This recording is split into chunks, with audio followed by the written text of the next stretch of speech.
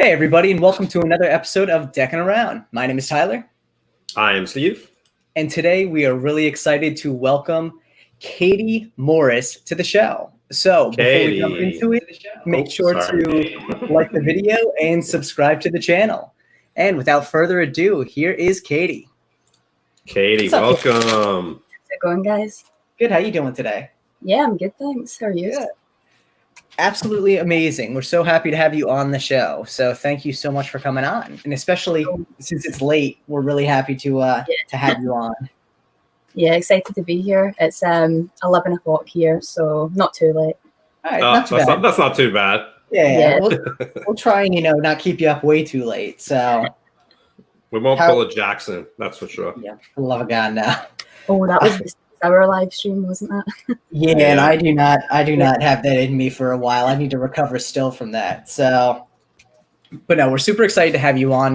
Steve and I have been talking about having you on for a while, and we're really glad that you were able to come on so soon. I think a lot of people were really interested in a lot of your projects that you're working on, and so much about getting to know you, especially because you post some amazing cardistry. I think you really show off some amazing talent on your Instagram, and I think people just have a lot of curiosity about who you are behind the scenes. Thank you. So what sort of stuff are you well, actually, first off, how are things treating you in quarantine? Yeah, good. I mean, it's very boring, but because of quarantine, I've had a lot of time to kind of work on cardistry, things that I don't usually have time to work on because I'm usually busy. So it's been good in that sense, but we're just coming out of the lockdown in maybe about a week, so hopefully things will be going back to normal soon. Yeah, nice. We'll start and get some outdoor pictures. Yeah, exactly. Yeah, that'll be good. What kind of got you into cards, or what was the beginning? The beginning was when I was about like 8 or 9 years old. I was really into magic, and I ended up kind of solely focusing on card magic. And because I was just doing card magic so much, my kind of like dexterity with cards just became stronger, and I ended up like Googling Dan and Dave tutorials basically, and I learned how to do the worm first of all.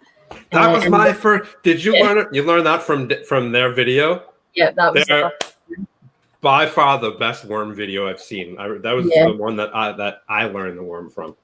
I remember I struggled so much with this card extension. Yeah, totally. I didn't have the finger strength at the time, and I really, really struggled with it, but got it now, obviously. Yeah, for sure. That video was so good. I agree. Yeah. So go ahead. So Dan and Dave video, and what happened after that? Video, pretty much from there, I just kept practicing, and now here I am 8 years later, still doing it, I suppose. It just all started with the worm, and back when I started, cardistry was nowhere near as big as it is now. The community was a lot smaller, and it was primarily on YouTube, so there wasn't the same kind of engagement that you get now. But somehow I kept being motivated, stuck with it, and I'm really glad I did, because it's been amazing to see the community grow over those years, and it makes me really excited to see how it's going to grow over the next 8 years, because a lot happens in that time, if you know what I mean. Yeah, for sure. Without a doubt. So now you mentioned you were kind of started out being into magic. Do you still play around with magic at all anymore? Or is it really pretty much strictly cardistry? It's like I'm interested in magic, and I like enjoy the concepts. I recently was on Ollie Mealing's The Ollie Hour, and I got to kind of watch in on that, and that really inspired me, and I enjoyed that so much. But I would count myself as primarily a cardist, but I do enjoy magic, and I can really appreciate it. So yeah. Nice. That's cool. That's like kind of like double trouble, knowing magic and cardistry. I think watching them both together is always more satisfying for me, because I think when you're doing magic, you have to limit the craziness of cardistry to kind of keep it a little bit more controlled, to kind of go with the magic and the sleight of hand and stuff like that. Yeah, I think with like isolations as well, they can incorporate a bit of magic into it. So I do magic in that sense, I suppose. But yeah, it's good to incorporate it into your cardistry, and there's a lot of concepts I kind of have with that. So Right. Yeah, for sure. Yeah, like Anna de Guzman does a lot of isolations, right?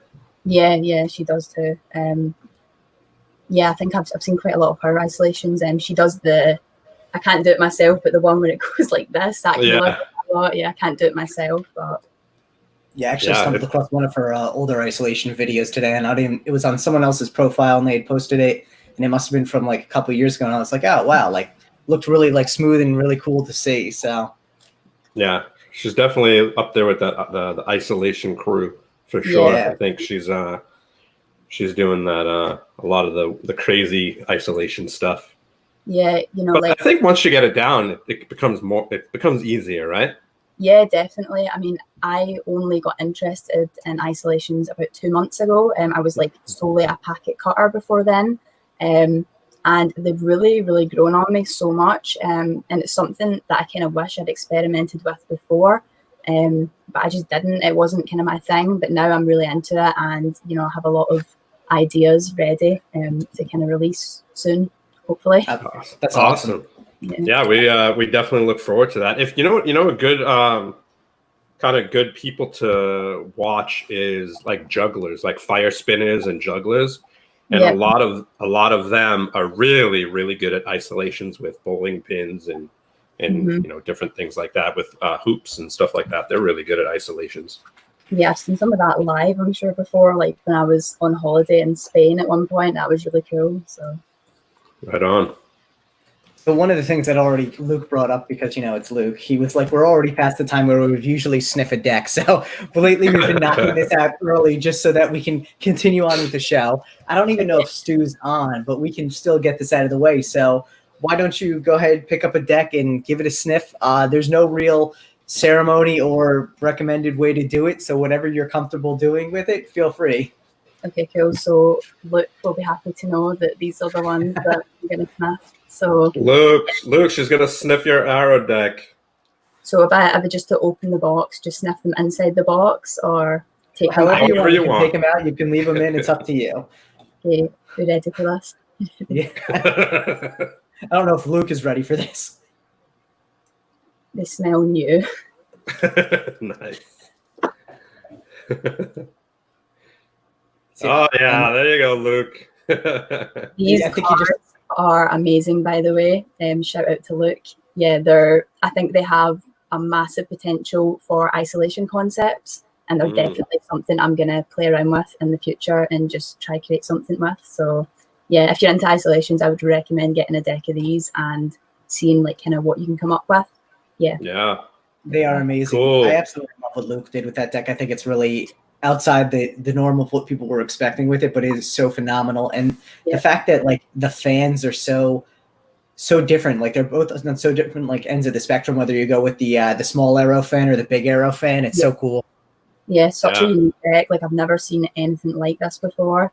I just love the arrow like kind of concept. And when I posted the video for my move Drop Tower, I used these cards on purpose because I wanted this arrow facing down when the card drops. And that's what I mean, that they just have a lot of potential for isolations. So yeah. I'm surprised. I'll be honest. I'm surprised they haven't picked up more in the Cottage community. And I think the only reason is because they don't have an F on it, or they're not part of like, that Cardistry clan designs, But I think the deck is such a dope deck. I'd preface that by saying it's not yet in that clique. It very well could be. I think Luke has a lot of potential to be, there at some point. And being still relatively new to the scene, if you really think about it, he's been designing a bunch of decks, but it's only been a couple of years. Some of those guys, were in the game for a while before it really clicked. So I think Luke's got the potential for it. He name for himself quite quickly. Yeah. So they're really good cards. And I really think that in the Cardistry community, I don't think like everyone should just stick to Fontaine's Anyone Worldwide. The kind of hype decks definitely branch out, try out different decks, and you'll be kind of surprised like what you can come up with just based on the deck you're using and gaining inspiration from like the back design. So and I think that's one of the things you just touched on, something I was going to say as well. I think a lot of times when people get wrapped up in the hype of the deck, they don't think about what they could do. They could do potentially the same thing, but with a different deck that has a different visual that could make it look so much better. They're just like, oh, it's a Fontaine. And in fact, it could actually detract from what they're doing because it's not as good as another deck could look in the same sort of situation. So exactly. Yeah, it's really interesting to see. I think that's one of the things I really enjoy about cardistry over Magic is, you know, you talk to a magician what kind of deck they really enjoy, and 9 times out of 10 it's a red or a blue rider back because of the simplicity and the fact that it's a worker's deck, and I respect that. But like the fact that a cardist can come out and use such a wide variety of decks to create these visual presentations just blows my mind. Well, I love see even the simple decks like Talio Circlebacks, they're like a favorite of mine, and I think they kind of have a lot of potential for isolations as well, but no one ever uses them. But I think it's something I'm going to try. Because they're definitely not used within isolations ever, and they're just kind of known for being like a classic deck, but that doesn't make them any less like as good as Fontaines or anyone worldwide. You know what I mean? Yeah. Oh, no, without a doubt. And I think, you know, it's interesting to see how far the hype really does go with a lot of that stuff when you think about, okay, stock's the same in a lot of cases. The handling is pretty much the same. Like none of these decks at their heart are that much different from each other. And so when you go beyond that, you really have the artwork. And if you're not in it for the artwork, you're in it for the name on the tuck box. Like to me, I don't necessarily fully understand. I mean, I get how it works, but it's not really my kind of thing. But it shocks me sometimes how many people are about it. No, I agree with that. In the sense that it's a piece of art. They're like pieces of paper. They're 52 pieces of paper, and that's the same for every deck. All decks are just 52 pieces of paper. So what really, really matters is the design. You know what I mean? And something like the stock obviously is going to be different, like slightly different, but you know that doesn't make much of a difference to me. As long as it's not like a crappy like plastic coated deck, I can still do cardistry with it. Do you know what I mean? Yeah, you know, and I think that's one of the things too. Is honestly, like if you get a company that you really like, and this is actually something we talked about with Cam Toner from OPC when he was on, is they've always been kind of chasing the feel of the Peelers V1, when in reality, all of the decks are the same stock. It's just sometimes you get a different run of the same paper and it doesn't handles just a little bit different. So like you could be like, oh, I love Fontaines. Fontaines feel great, or I love anyone worldwide. They feel great. But really between, you know, one run and another, they could feel slightly different and they don't feel as great. Like those overgeneralizations, I think a lot of times are something that hype brands survive on. But even with smaller brands, it's not always the case. So I think the cool thing, the really cool thing about you and your videos and your photos is you're not just about the deck. You're not just about like, I'm just going to throw a Fontaine in a video and I'll get some props for it or whatever. You know, you have more of that creative mind behind the stuff that you put up. And like you said, Luke's deck is all about the difference and what is different than the usual. And I think there's a big difference in your standard cardist and the ones who innovate and create things out of something that other cardists wouldn't normally do. You know, and I think that's the cool thing. And there's a reason why you're getting that attention, because of what you're doing and how you're doing it. And congratulations on getting shared by Dynamo. Thank you. No, I was really taken back by that. Wasn't expecting it at all. So it was a nice surprise. Yeah. Well deserved. Definitely well deserved. That's awesome. Yeah, for sure. So hey, go ahead. Go ahead. Oh, I was going to say Go on, buddy. Steve. All you, buddy. All you. So one of the things you had kind of mentioned was that the cards are 52 pieces of paper. Really, it is the art on them that makes a lot of them different from one another, even between brands. One of the big things I think that you've also made known in the community is your interest in and participation in art. What kind of got you into art along with cardistry? Was it were you interested in art first, or was it the magic cardistry and then just kind of fell into art? Well, I've always been an artistic person, like since I was very, very small. I mean, when I was like 6 years old, I used to draw Pokemon all the time. Like I've always been into art. You know, as I kind of got older, I decided that I wanted to study it, and that's what I'm currently doing. So yeah, I've just been doing it. I've been doing painting art longer than cardistry. You know, I've been doing video editing longer than cardistry. So there's lots of other like creative arts that I participate in that I've been doing long before cardistry. Oh, Very that's cool. awesome. We can see you know, some of your art in the background, some of the card art that you were doing. Do you have any other stuff that you could show us that is handy? Or yeah, I've got a few paintings here. So this one is very recent. I just completed this maybe about a week ago. oh, cool. Yeah, so I really like how it turned out. There wasn't really any kind of like inspiration behind it. I just it was kind of spontaneous, to be honest. I just put my paintbrush on the canvas, started painting, and ended up with this. Cool. So yeah, it looks like you could throw a deck on that painting, and it will look like Yeah, it was like holding it there. Yeah, like there's it looks like basically like, you know, like a six-handed Hindu god is like doing cardistry or something. Yeah, I think cardistry was like a kind of starting point for that. I just thought, okay, I'm going to do something with hands without actually incorporating the cards. And so a lot of the hands in that painting, when I took the reference photo, I was holding a deck of cards in my hand, and then I just painted it without the deck in my hand. Nice. You know what you could say. You know what you could say with that paint. With that painting, you could say there is a deck of cards there in the hands. And if people are like, no, there isn't, be like, yeah, they're using the new MPC plastic deck. The awkward Have you seen that deck yet? Have you seen that deck yet? The plastic deck? The invisible one?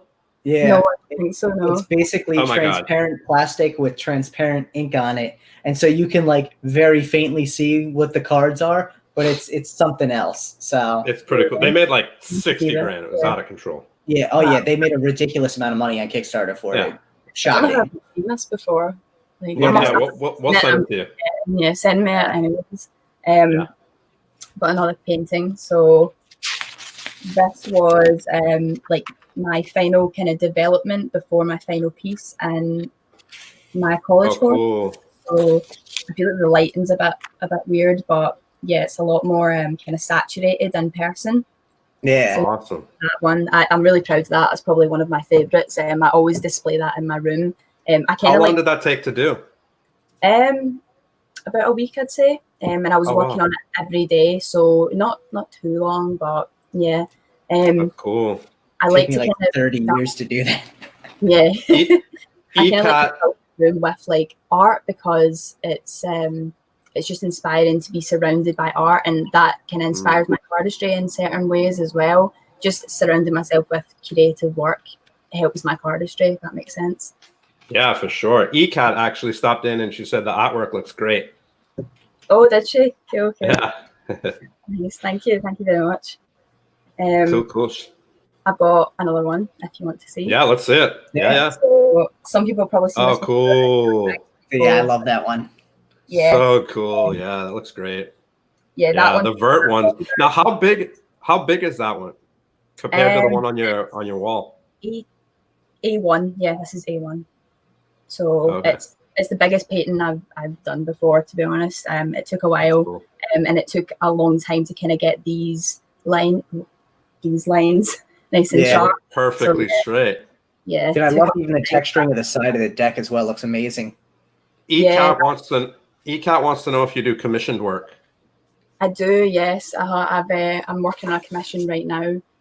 So yeah, I do a commission. So if you're interested in that, you can give me a message. There you go, ECAT. Yeah, that'd be cool. Mike said great work. Everyone's saying great work. Thank you. Appreciate it. Yeah, super cool. Since Kyle is on, do we want to ask a Kyle question? Since he's on, it's way too early for a Kyle question. He can jump in later. We can't have our first audience question be a Kyle question. I think that just sets a weird tone for the show. Sorry, Kyle. We actually have a question that was in here by Luke. I have a ton of questions from Luke. He's just been dropping them all night. But I think one of the things I'm actually curious about though too is what kind of, well, actually, first off, do you find that more often than not with your art, you do things related to cards or unrelated to cards? I would say right now it's kind of almost 50-50, to be honest. originally wasn't doing like card art, but it's really grown on me recently, and I enjoy it just because I'm able to kind of incorporate two like artworks or two arts that I really love. Incorporating them both together really works for me, and it gives me motivation to do a painting, because a painting something that isn't just finished in like a day. It takes a long time, so you need to have that kind of motivation and dedication to finish it, and focusing on cards really helps with that. Nice. But I also love painting things that are not related to cards. I like really kind of abstract artwork, surrealism, something I'm really into. So like kind of dreamlike imagery, painting that really interests me. So yeah. Right. Very cool. Do you have you kind of taking from the art side and gone maybe with designing a deck, or have any ideas with that? Well, yes. I have 2 decks designed and like kind of ready to go, but the problem was like one of them was meant to be released 2 months ago, but then coronavirus came up, and the place that I wanted to film the trailer for the deck basically was shut, so I wasn't able to go film the trailer, which is obviously a really important part. And I have like my heart kind of set on filming in that specific location because I think it'll look amazing. So I'm basically waiting it out until it reopens. I'm going to go there, film the trailer, and then hopefully I'll be able to get that project kind of going properly. So yeah, it's something I'm really excited about. It's like my biggest project yet. One of the decks I've been working on for nearly a year now. So yeah, it's been quite a while in the making. I'm really excited to release it. So nice. We're excited to see it. Yeah, absolutely. So, and is this something that you kind of what gave you the inspiration for this deck? Without giving too much away, it's inspired by art. So yeah, I don't want to give like too much away, but you can kind of get an idea of where it's going. When I say it's inspired by art, nice, rather than graphic design as such. All right. Nice. Yeah. So now, along the lines of the a new hype brand. She's gonna start a new hype brand. I mean, listen, I think everyone at some point or another, whether they intend to start a hype brand or not, especially on the cardistry side, has the potential to become a brand that gets hyped about.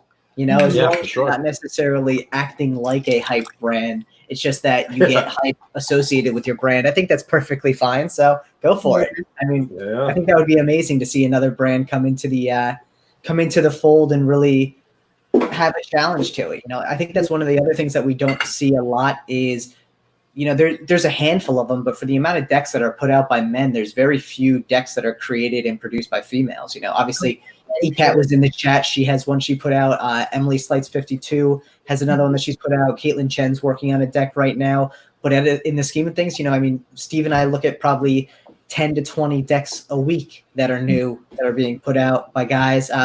Enrica, who put out that blueprint deck not too long ago. There's a handful, but such a small minority in comparison. So yeah, I mean there's definitely like probably 1 to 10 or more, probably, huh? Yeah, yes, I think that's optimistic to some extent. Yeah, I feel like we've seen a lot recently. Yeah, no, it's something that I really love to see is like girls creating decks and even girls that are entering the community like new to it. It's just really good to see because obviously there's not a lot of us whatsoever.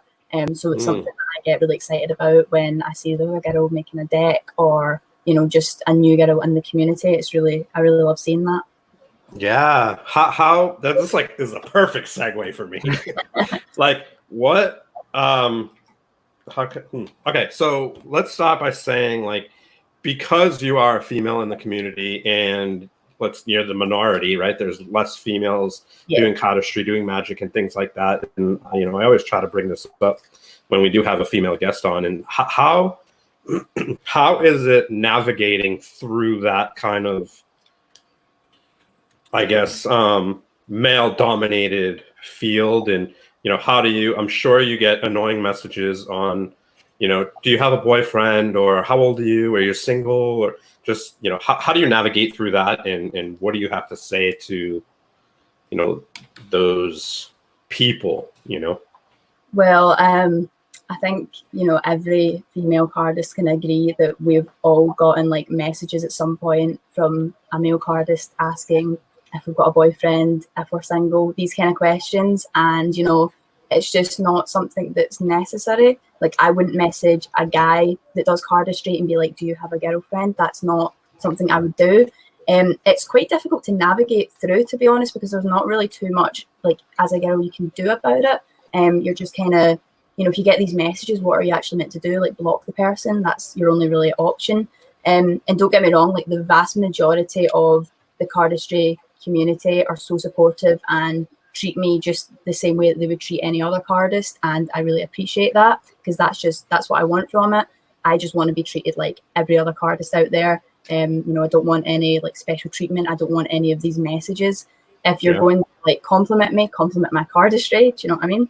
Because that's what I'm here to do. I'm here to shuffle cards. I'm not out here to find a boyfriend through cardistry. Do you know what I mean? Like, that's not what I'm about. So yeah, for sure. I think if it comes down to it, you know, guys, if you have the urge to message any female in the cardistry magic community or collector community, just don't do it about, you know, unless you want to talk about cardistry, magic, and things like that. If the female messages you, if you're single or whatever, different story. But I would like, don't go sending female cardists and magicians and you know, females in the community trying to find out information about their exactly, because if their I personal life, it would be weird if I were to do that. Do you know what I mean? To like a guy, so why would they do it to me? You know, I think 100%. This is something that's not really spoken about ever, to be honest, and that's probably because the community is heavily male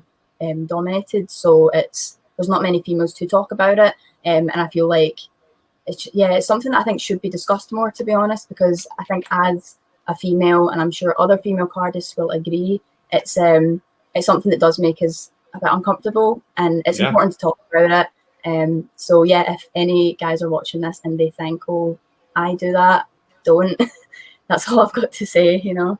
You can't get much better advice than that. And I think, you know, coming from Tyler and him and I have talked about this, and we are, you know, huge advocates for, you know, for treating women in the community, obviously, just like they treat anybody else. And, you know, dudes, like, as guys, we need to be more like respectful and, you know, understand how to treat women. You know, it's definitely something that, as a man, you're not really taught. I mean, I guess you're taught if you're brought up the proper way, right? But in our society, we're taught a different way, and I don't know along what way people were taught that that's okay. But you know, just as guys, like let's definitely try to you know, treat everybody in the community with respect, especially the females. You know, we don't want to make them uncomfortable, and just stop doing it. Agreed completely. And I appreciate you guys like bringing that up, because it isn't, like I said before, it's something that's never brought up, and it should be. So yeah, it's good to talk about, and it should be spoken about more, and people shouldn't be uncomfortable to speak about it. 100%. Yeah, Steve, from here on out, let's do it. Well, and during the pre-show, Steve, I was saying, like, even posting the stories, being like, ask Katie anything. Like, I got inappropriate questions and comments for her, and I'm sitting there and I'm like me being a guy, I wanted to like respond and be like, are you kidding me right now? Like, where's like, your head at? It's shocking. Like some guys in the community might be watching this and thinking, oh, like that doesn't happen because they don't do that themselves. But I'll tell you, had one guy that kept messaging me on and on and on, kept ignoring it. And then I checked my email one morning, and he'd somehow like gotten my email and started emailing me. So, you know, that's the stage when it gets very strange, and it's just it's really kind of discouraging. It makes me not enjoy being in the community as much as I could, because like if I didn't have that kind of thing going on, you know, I'd be able to just relax and enjoy it so much more. Yeah. Well, let's just keep talking about it. Let's not hide it. I think you know, and it's not really comfortable for. I think it's just you know, women. I would assume. I know, obviously, I don't know, but I think if I was a woman, I would want to ignore it as well. You know, just hoping that it goes away. But I think what it comes down to is, you know, if as females, if you guys get stuff like that, share it. Like put them on call. Do You know, that. put it out Yeah. there. We'll share it. Like share it to me. I'm more than happy to call people out. I love doing it. Like, you know, Steve I does do love it all. calling people out. So. I do it all day long. If people are, I'm all about understanding people and hearing their side of the story. But if they're going to be disrespectful and stuff like that, I will be more than happy to call them out, especially if they're men mistreating, females in our community. You know, so let's definitely call it out and keep it being talked about. You know, Definitely. 100% agreed. I mean, I think, you know, that the biggest thing there is this is a community, and for this to be a community, a healthy community, we all have to treat each other respectfully and look out for each other as well. And, you know, do our best to make each other aware when things are not copacetic within the community. So, I think every one of our listeners, especially the ones that are, are in the chat right now, they're all being like, yes, yeah. You know, I think, you know, all of these people that we have totally agree, and they'll back you up, and they'll back the females up in this community. And and I've seen it before. People say sexist things and they're called out, and and I think that's what we just have to keep doing, is calling those people out and hold them accountable. And whether it's a company or whether it's an individual, we just need to do it. And as like cardistry grows and gets bigger, there's just going to be more and more females that are entering the community. So, you know, it's something that definitely needs to stop before more girls start getting into the community and making everyone uncomfortable, to be honest, because it's not something anyone wants. So yeah, no, completely agree with everything that you guys have said. You know what you could do? I have the perfect way to make guys uncomfortable. You ready for this one? Just keep doing what you're doing. The minute a female is better at a guy at Cardistry, they get uncomfortable. And that's when they start getting like really like insecure and, you know, posting stuff. But just keep doing what you're doing, and just that's the thing that, you know, guys are really insecure about, is a girl looking better, right? Just keep crushing it, because what you're doing in Cottage is amazing, and we stand 100%. By it, and we'll support it all the way for sure. So in talking about, you know, the amazingness of your cardistry, I know recently you did an interview for I want to say it was, I'm gonna completely forget the name here. I want to say it was like Pure Positivity or something like that. Power of Positivity. Power of Positivity. I knew there were multiple P's in it, but I couldn't remember what it was. I think that was an amazing opportunity for you to really bring cardistry to such a large audience. How was that?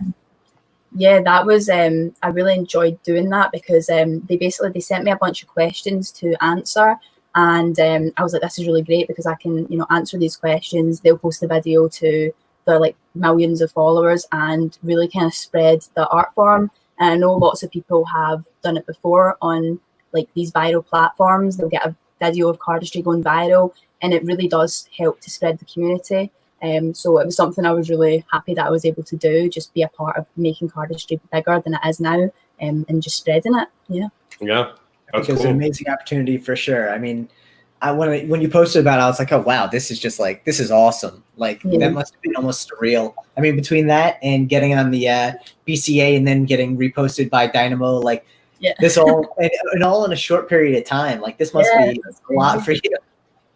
Yeah, it was. It was like I'd say this month has probably been my best month in cardistry ever. I've just gotten kind of a lot of recognition for my work, and I really appreciate it, because I feel like I've been working a lot harder the past 2 or 3 months on my cardistry and on the content that I'm bringing out. So it just means a lot that people are actually seeing that and kind of noticing the work that I put in, and especially with like getting on Best Cardist Alive and Dynamo, seeing and resharing my post. Like it was amazing. I was ecstatic. I mean, that's huge. That's huge. That really is. So kind of, you know, keeping in the vein of cardistry there, what's well, actually right now you're really big into isolations. What's one of your favorite isolations that you've been working on recently? So you may have seen it in my like recent video that I just posted a few days ago. I'm using, I've got a card here. So I was using there's two, the Anyone Worldwide dots. Yeah. So, and I do this isolation, but as I'm doing this, the dot's moving. The dot moves so good. Yeah. So that's got to be my favorite at the moment. I was really proud of that. I think it's super visual, and it kind of incorporates a bit of magic into cardistry, which it looks amazing. I have a concept to take that even further, actually, that I don't mind sharing if you guys are up for it. Yeah, go for it. Let's see We're it. always Let's up see for people to share on the show. So I know most Cardists don't like kind of sharing their ideas until they're perfected and they're ready to show the final product. But this is more of like a concept, and it's going to be really difficult to make a reality. I don't know if I'm going to be able to do it. So that's why I'm kind of sharing it, just because I want to get the idea out there. Because I think if it could be achieved, it would kind of up the notch with isolations, and it'd be something completely new. So basically I'd be doing this kind of isolation, right? And then simultaneously, while doing that, the dot will be kind of bouncing around the back. Oh, wow. Oh, wow, yeah, that would be sick. So it would be like hitting off the borders and almost like it's bouncing just inside the card, like a bit like ping pong. So that will be happening like simultaneously while I'm doing this. And that'd be cool. Movement, I feel like that would be pretty insane. It's going to be very difficult to get it to work, I can tell, but I'm going to keep trying because I think if I could get it to work, it would look absolutely amazing. You know who you could talk to?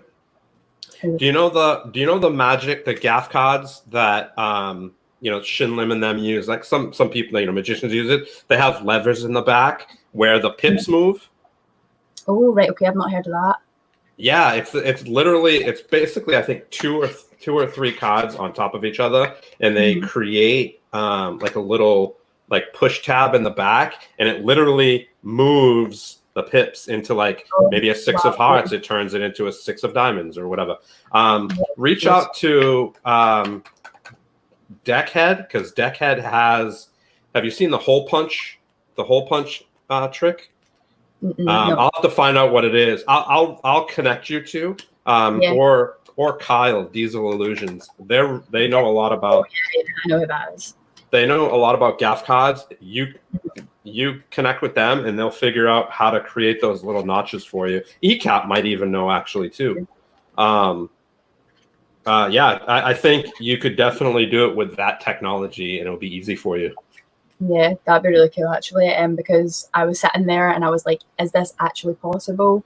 But there's always a way. Like there's always a way to make it happen. So yeah, that'd be really cool if someone could give me a bit of kind of help and guidance with that one, because I really want to make it real.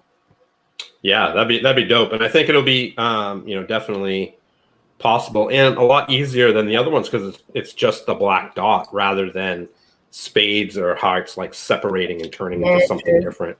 Yeah, that's very true. The kind of how I came up with the dot movement kind of isolation. So a lot of people have done a few people have done things with cutting like the F on the fontaine out and like having that kind of move. So I was playing around with that, and then I thought, why don't I try this with a different deck? So I got these out, and then the dot just seemed to work perfectly. So yeah, that's basically kind of how I came up with that.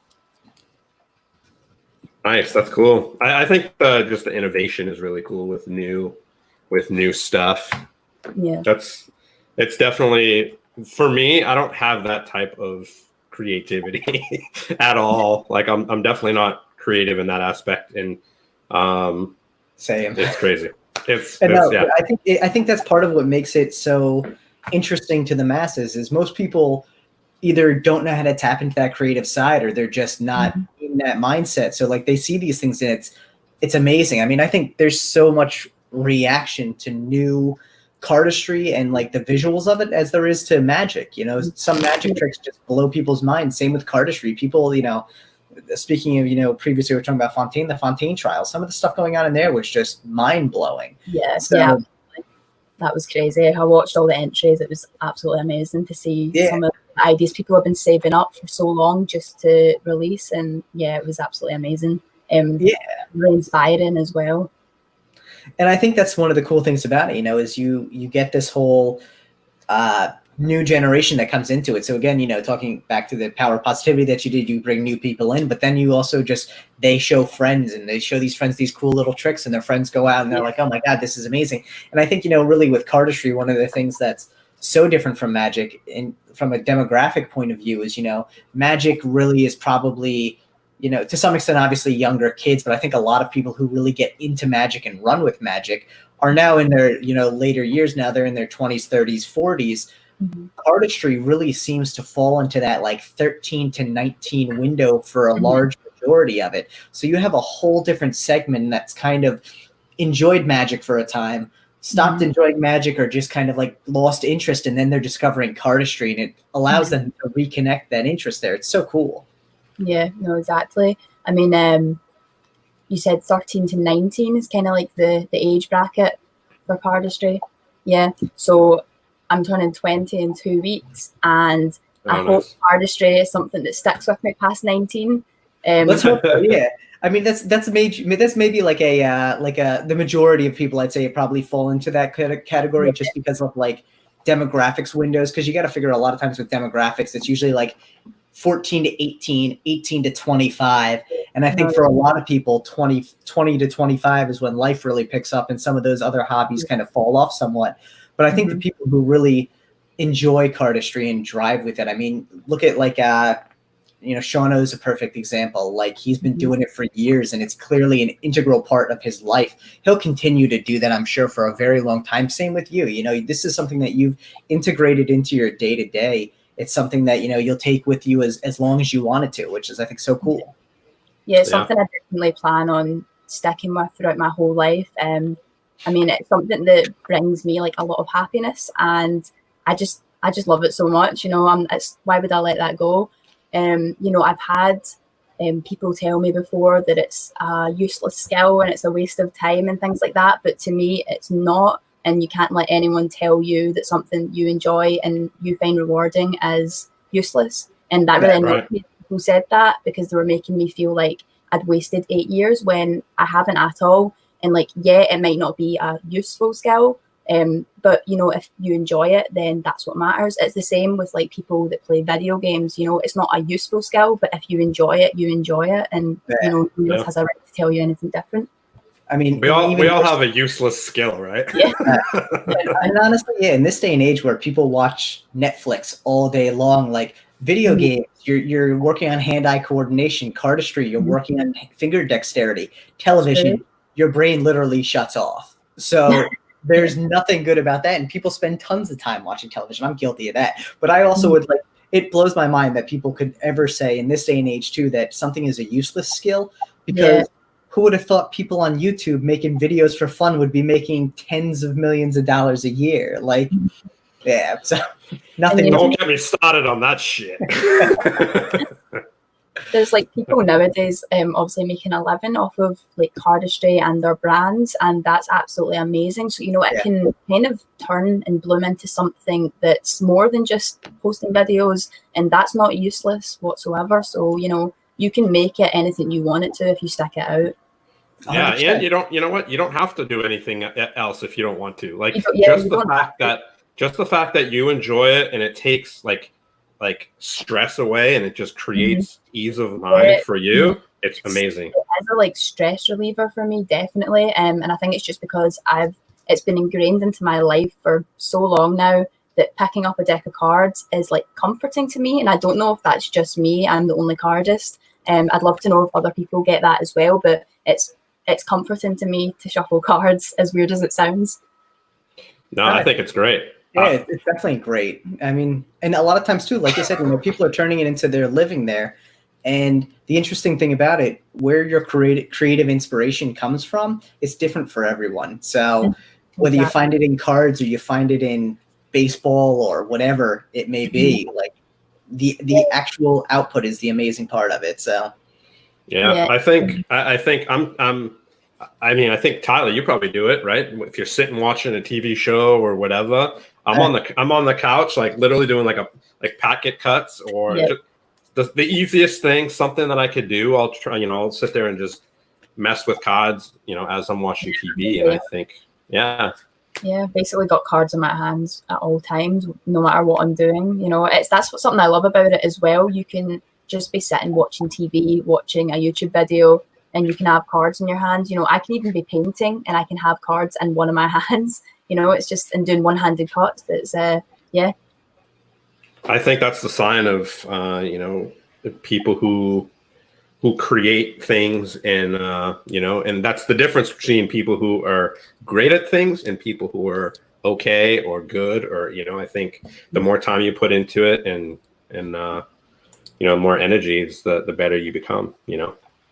Definitely. I think in high school they tell like sports kids in high school, like, I mean, they told us, I played baseball in high school, and they always said sleep with a glove right by your side, and it's like you sleep with a basketball, you sleep with a football, you sleep with a glove, like you sleep with what you are like so engulfed in, and it just gives you that mindset, Yeah, absolutely. Okay. So I think looks like we got some new people coming in, but one of the things that I did want to now that we're a little bit farther in, we can probably ask the Kyle question now. Yeah. So, honestly, I said to Kyle, too, I was like, yeah, it shouldn't be nervous. It'll be a good one. It's not that bad. You know what, though? Honestly, it's kind of a tough question in general. So, Kyle with a tough question? No. I mean, it's one of those that I don't think has a right answer. That's the tough part about it. So, Kyle's question this week was, would you rather have a disease that makes you say every thought that crosses your mind, or a disease that makes you react very inappropriately to all the interactions that happen to you and around you? I don't think there's a good answer to that. Yeah, both options aren't great there. Thanks for What was the second one? You react inappropriately to everything that happens around you or to you. And the first one was like thoughts. Wait, what? Yeah, you have to say everything that comes to mind. Ooh, that's a tough one. Steve, you'd be in trouble with that first one. That is. Yeah. I'd be in trouble with both of them, dude. I think I swear a lot now. that's a hard question, but I feel like if I said like the thoughts that came to my mind, I think I'd probably prefer that, like the tiniest bit over, acting inappropriately. So yeah, I'm gonna go with that one. All right, yeah. There you go. I hear you.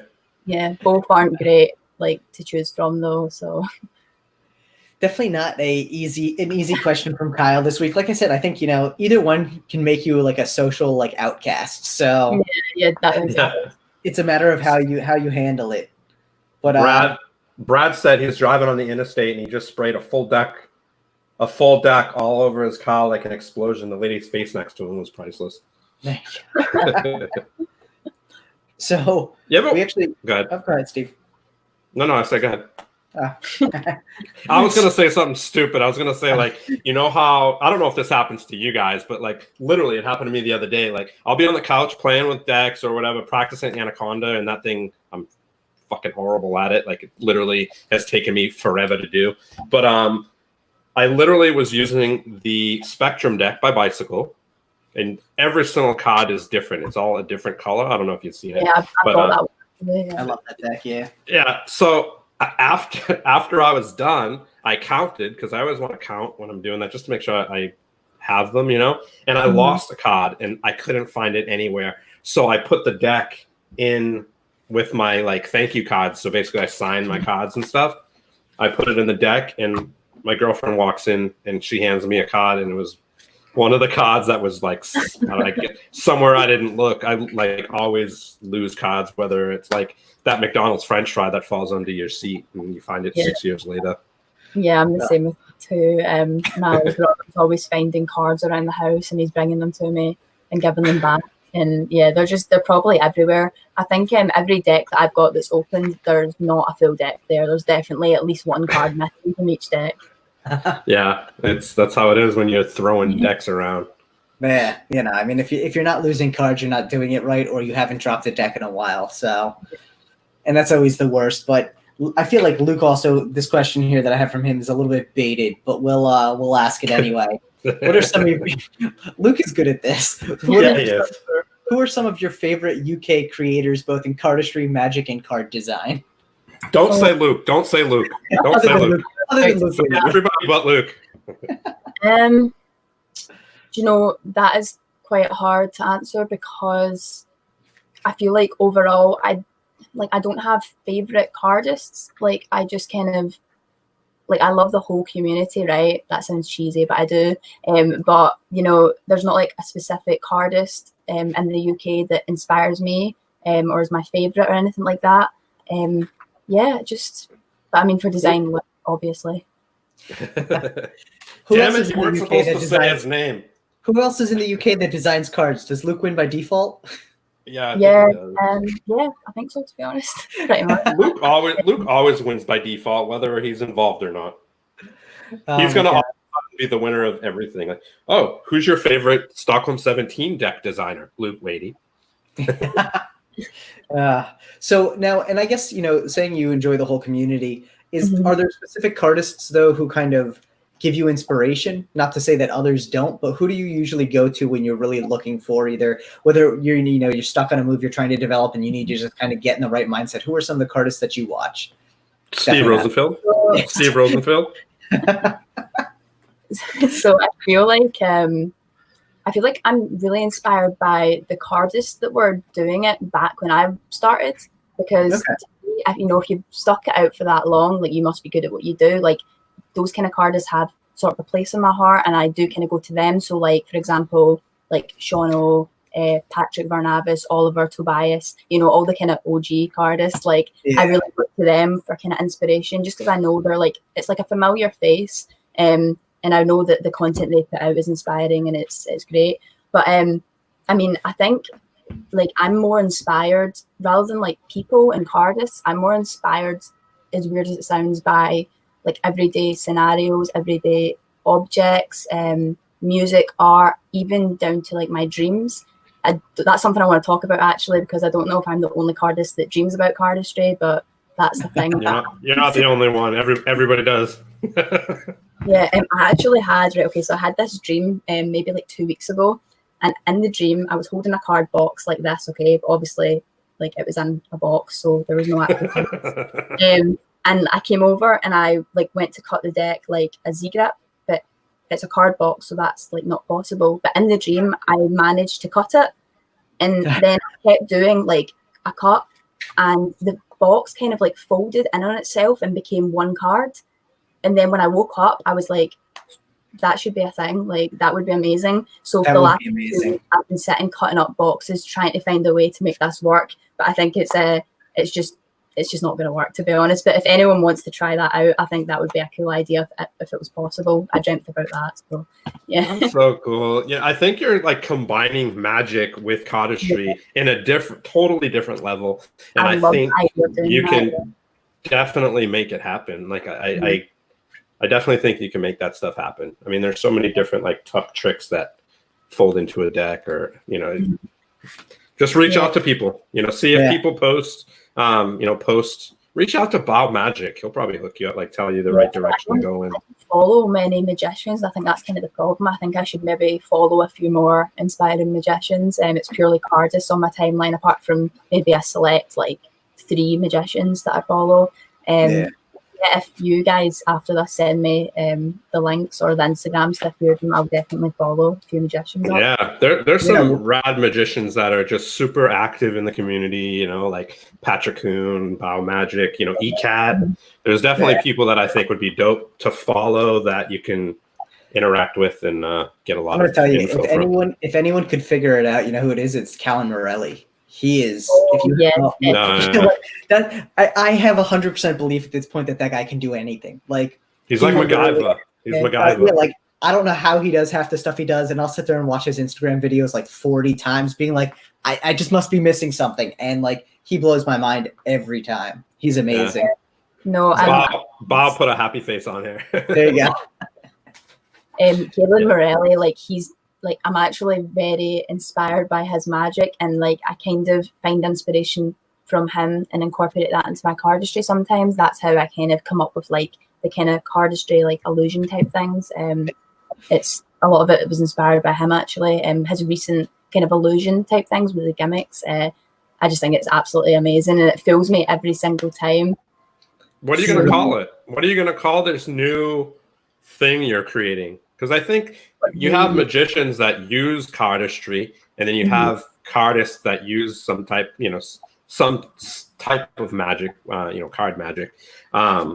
There's definitely not many people that I've seen at all that actually integrate cardistry with magic, and that'd be definitely something new for sure. So, people have obviously integrated magic in isolations before, because that's where you get like isolations. But I don't think anyone's really kind of incorporated magic into packet cuts in some way. I don't think that's really been done before. And I think if there was a way to get it to work, I think it would be definitely a next level kind of cardistry. It would definitely blow up. So I'm gonna keep working on it. Hopefully. But you have to think of what you're going to call it, because you're like in the forefront of it right now. So create it, and you can call it like something. Yeah. You can call it Cardistry. Clearly, don't take naming recommendations from Steve there. Yeah, no, definitely don't. Bao said Caitlin did some magic with packet cuts before, he thinks. Oh, did he? I'd like to see that, definitely. Yeah, that might help me kind of work on what I was thinking of. Yeah. I think Caitlin created everything magic and everything cardistry and everything illusions. He just like hasn't told anybody, and he's a time traveler. He brought this from the future. Yeah, like for sure. He's phenomenal. So he's really amazing. Definitely an inspiration to me. His demeanor is the thing that gets me. Like the way he delivers it is what's cool to me. He's just like sits and he's just like, so. Yeah. He's kind of just like, he doesn't say anything. He's just like, I was walking down the street and I thought this round bubble. I don't know. Like he's just super quiet. He would be phenomenal as like a documentary narrator, because he's got that voice for it where he's just like steady and like mellow. You're like, wow, I could listen to this all day. But Bao says he thinks that Caitlin did a 3-packet cut and color change for each packet one at a time. Yes, that's the kind of thing like I was thinking of, like that. I want to see something like that. So if anyone watching has like a video of that, please send me it, because I really would like to see. Yeah, I mean, you could probably message Caitlin. He's pretty active and responds. Yeah, you could probably ask him, and he'll probably tell you.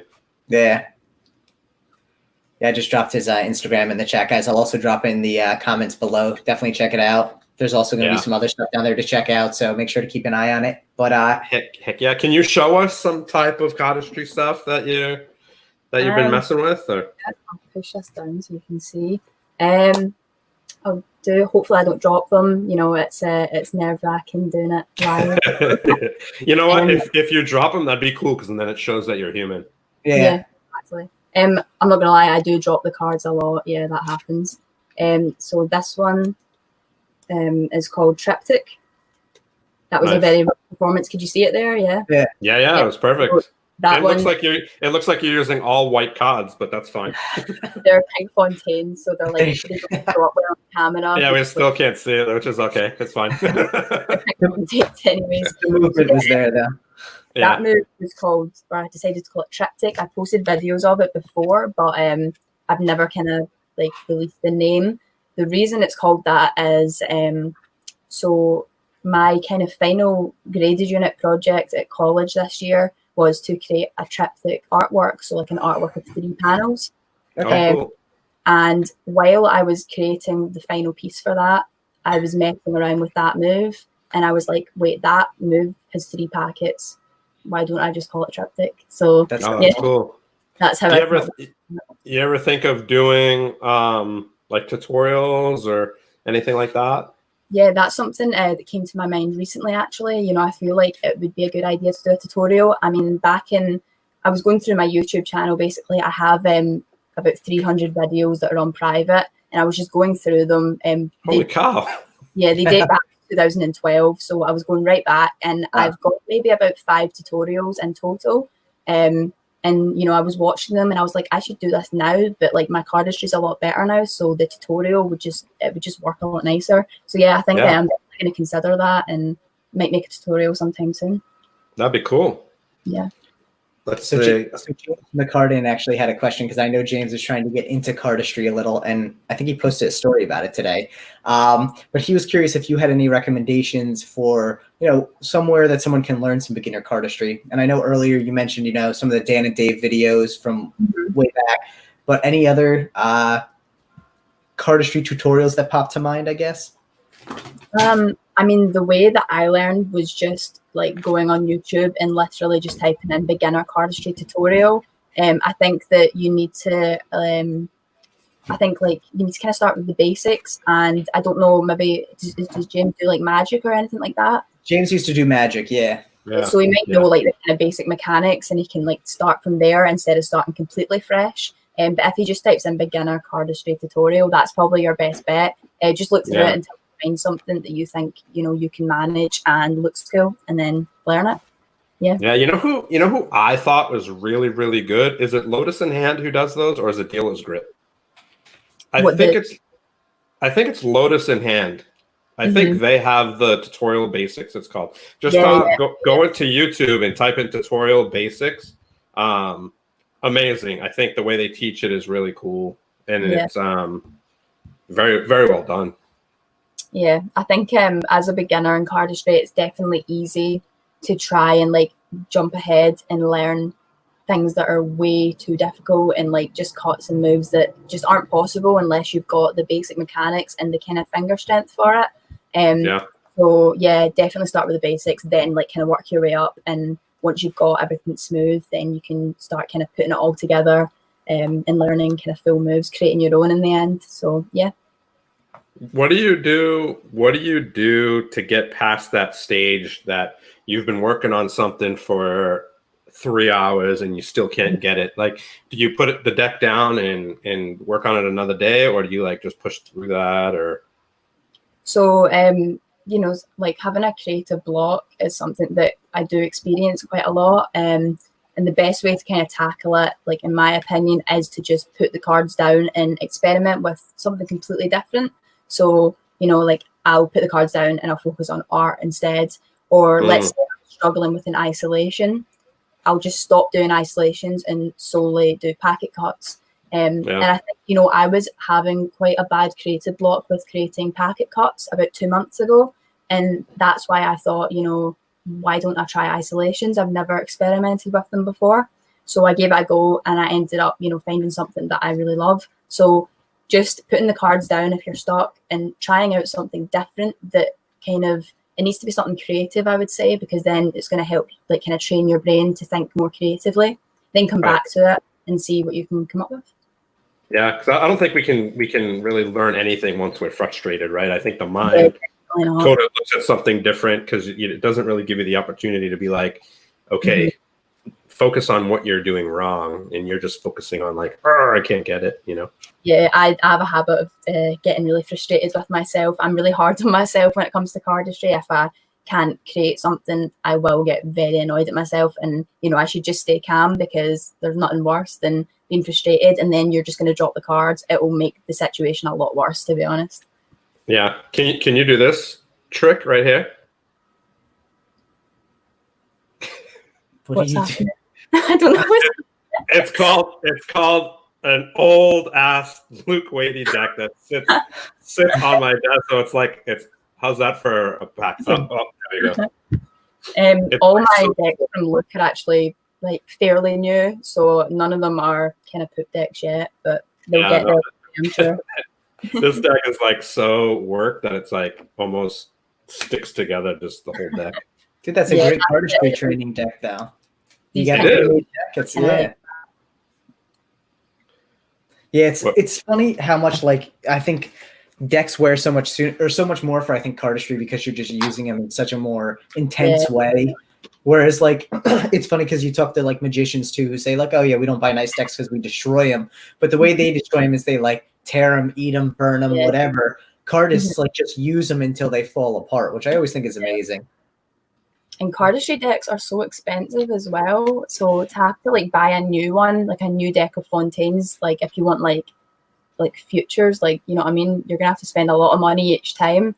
So that's why it's sometimes better to just go with a Talio Circleback, because especially if you're just practicing, just go with a simple classic deck. It doesn't matter. And then when you're filming, then use like a slightly higher end deck, just so you're not wearing down all your like hype decks, and you can keep them fresher for longer because they're expensive. And I have a question.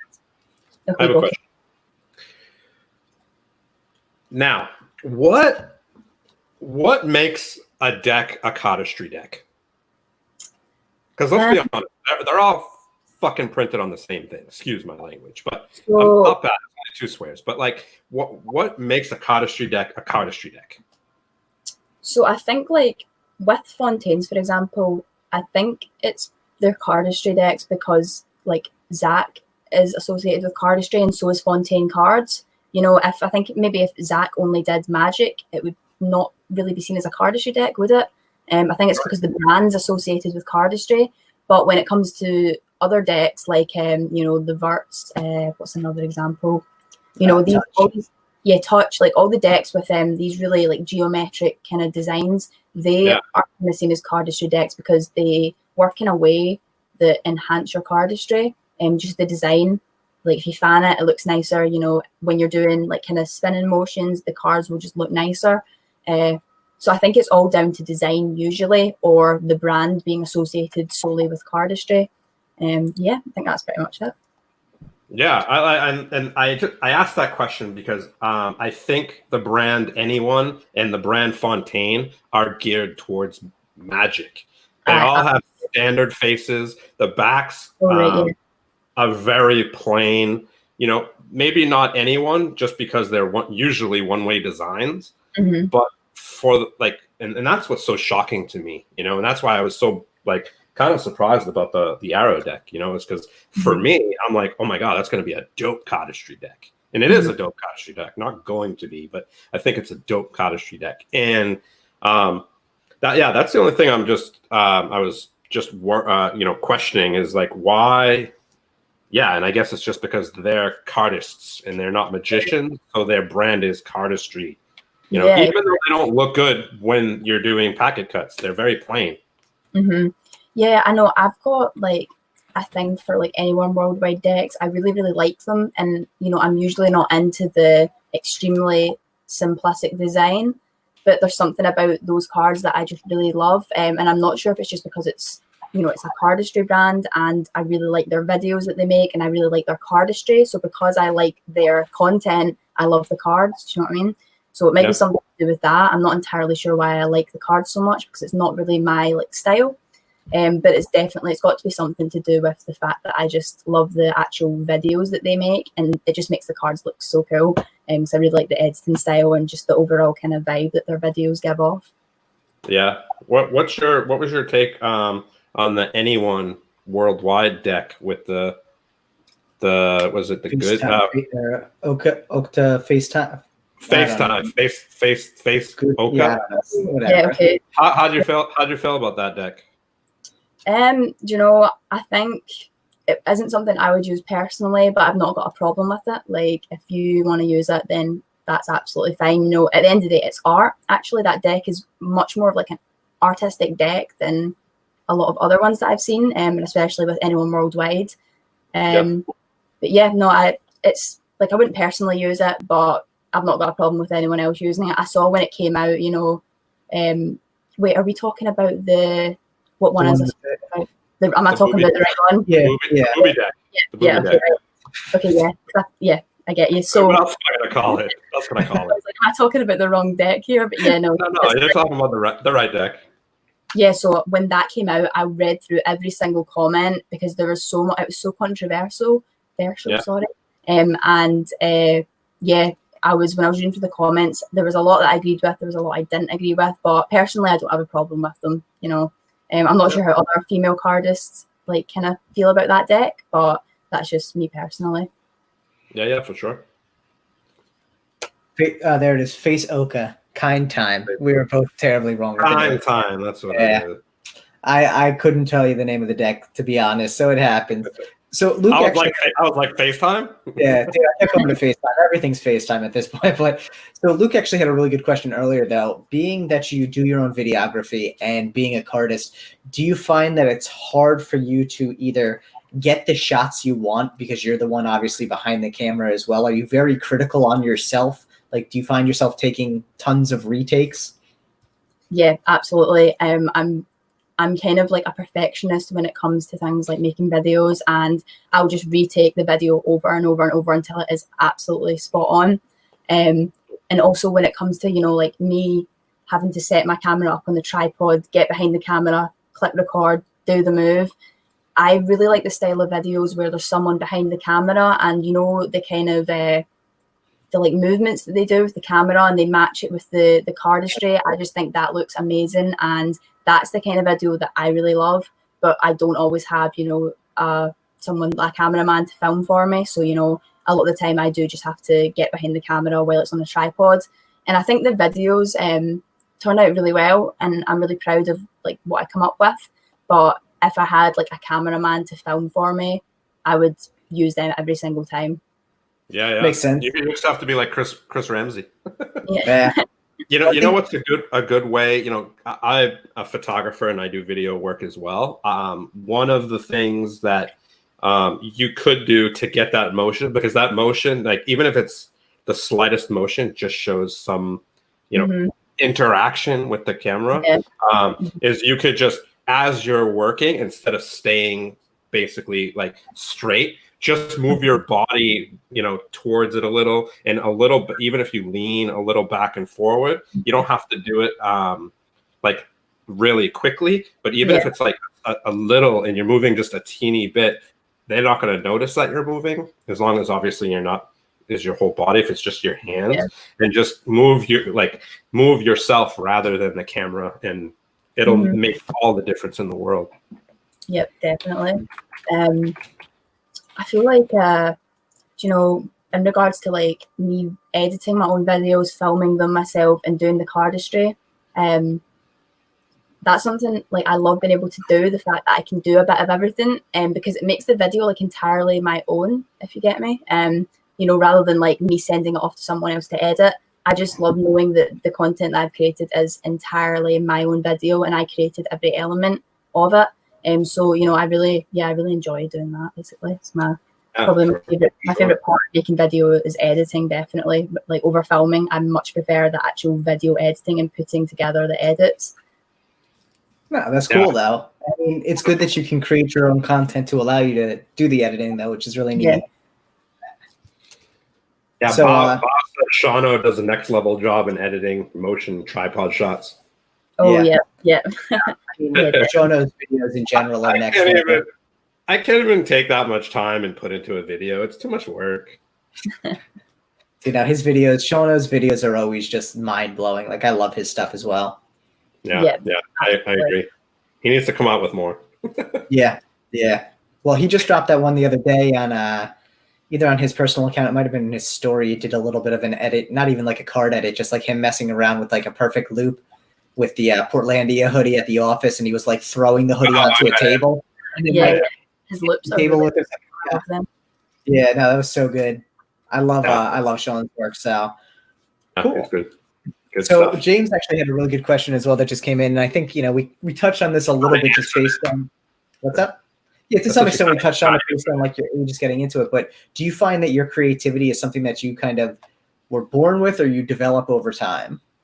I feel like that's a very deep question at its heart. So yeah, that's something I think about a lot, because I do consider myself to be like a highly creative person. And, if you asked any of my family, they would tell me that I was born with it because they think I've always been that way. And I do kind of agree. But at the same time, I think you need to kind of like train your mind to think creatively. So I think by me over my lifetime doing cardistry, video editing, art, all these different kind of performance arts and just different types of creative like activities, I think that's kind of expanded my mind and allowed me to become even more creative than, I was previously when I was, wee. But yeah, no, I think it's probably something I was born with, but, I've developed on it, and now I think I've got much of a stronger creative mind because of that. And, with like art school, for example, a lot of people think that's just all about painting, but really a lot of art school is about training your mind to think creatively and to think like an artist. So I think that's definitely helped me think a lot more creatively, because I have noticed the past maybe 2 years since I started like doing art a lot more, my cardistry is growing because of that. Yeah, so it definitely has impacted, and I became more creative the older I get, basically. But yeah, I think I definitely was born a creative person, but it's just became stronger over time. Yeah, that makes total sense. I think it goes the same for like technical. I think you have a technical mind or you don't. And I think the people with technical minds are, those who get into computers and, different things like that, where, others are just like, I don't know what the hell to do with a computer. I think art's the same way. I mean, I am horrible when it comes to art. Anybody who's gotten literally who's gotten a package from me can see how bad at art I am.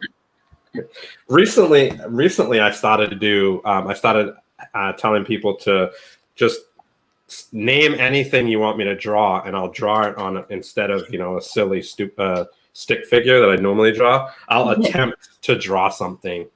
And oh my God, it's a disaster. Actually, have you got any on you? Anything?